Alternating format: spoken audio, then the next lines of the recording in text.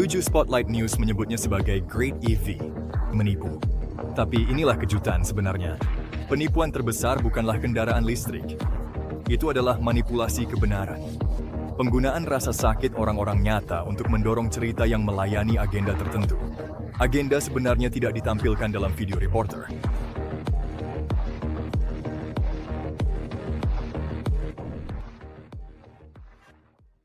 Di permukaan, laporan 7 Spotlight adalah tentang mobil listrik dan bagaimana baterai mereka terkait dengan penambangan di Indonesia dan industri nikel Australia yang sedang gagal.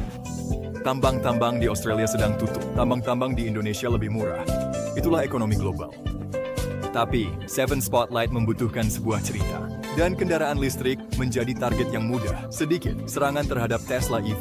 Rizka memutuskan untuk memanfaatkan situasi tersebut. 7 Spotlight tahu kawan mereka akan mendapat si kendukan.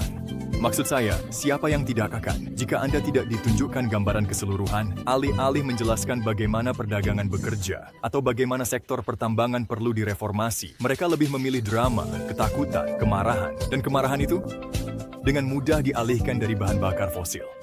Agenda tersembunyi mereka yang sebenarnya. Apa yang paling mengganggu? Government menuju Spotlight menggunakan pekerja Indonesia dan orang Australia mereka sendiri untuk membangun cerita mereka. Mereka menunjukkan kondisi yang memilukan, kehilangan pekerjaan, industri pertambangan, penderitaan nyata, dan kemudian pergi dengan cerita mereka sendiri untuk diceritakan. Tidak ada solusi, tidak ada tindak lanjut, tidak ada bantuan, hanya FIS yang menyebabkan ini. Itu bukan advokasi, itu eksploitasi. Jika Anda akan berbicara tentang etika, tunjukkan gambaran lengkapnya, karena perusahaan minyak memiliki catatan panjang yang kotor. Nah, itulah agenda tersembunyi, bukan? Inilah yang tidak ditunjukkan oleh 7 Spotlight. Nikel dan kobalt tidak lagi ada di EV. Karena rencananya adalah menjadi hijau, jadi mereka juga 65% dari semua nikel digunakan dalam baja tahan karat. Pikirkan, panci, kue wajan, bak cuci dapur, alat, jembatan. Kobalt ada di hampir setiap smartphone, laptop, tablet, dan kamera. Mesin jet, pesawat militer, dan kilang minyak semuanya menggunakan logam ini.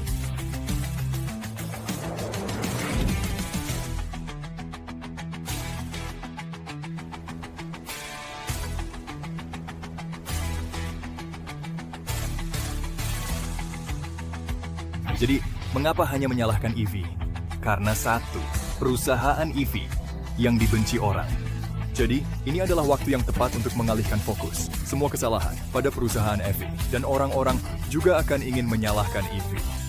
Jadi, inilah jurnalisme pada puncaknya. Penyuntingan menunjukkan kepada Anda apa yang mereka ingin Anda lihat, tetapi tidak agenda tersembunyi mereka. Perusahaan EV tidak hanya berdiam diri. Mereka secara aktif memperbaiki rantai pasokan, teknologi baterai baru. Baterai LFP tidak menggunakan nikel, tidak ada kobalt. Investasi besar dalam program daur ulang baterai. Adopsi blockchain untuk melacak sumber etis. Kolaborasi dengan LSM untuk memperbaiki kondisi penambangan. Tujuannya, baterai yang lebih bersih dan lebih bertanggung jawab. Dan itu sudah terjadi. Sekarang bandingkan dengan perusahaan minyak. Agenda tersembunyi yang sebenarnya. Tidak ada perubahan besar, tidak ada transparansi, tidak ada strategi pembersihan, hanya lebih dari yang sama. Bor, bakar, cemari, untung. Jadi ketika berbicara tentang siapa yang benar-benar mencoba memperbaiki masalah, itu bukan minyak. Itu adalah para inovator, EV,